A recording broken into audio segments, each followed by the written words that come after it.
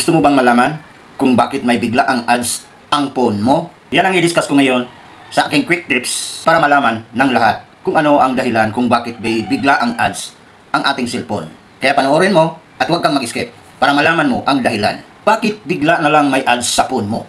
Kahit wala kang binuksan. Hindi yan normal. Baka may na-install kang culprits na apps sa inyong cellphone. Kaya ipaliwanag ko sa inyo kung paano nyo malaman. Una, mga bagong install mo na apps. Madalas doon, galing ang mga pop-up ads. Puntahan mo ang settings, and then, apps, then, recently installed na apps. Tapos, kailangan mo yung alisin, yung mukhang hindi legit na mga apps. Yan ang pinakalabis na makaiwas, bigla na lang maghang ang ating cellphone. Pangalawa, baka may system permission ka, binigay mo sa wrong permission apps. Ang sunod mo din gawin, punta ka sa settings, then, ang sunod is special access, display other user apps. Yan ang sunod mong gagawin. Kapag may unknown apps na naka-on, ay automatic mo agad itong i-off para maiwasan mo bigla ang ads. Pangatlo nating steps, kailangan gumamit ka ng legit antivirus o virus scanner. Kasi may mga adware na nakatago sa ating background na hindi mo agad ito siya makita.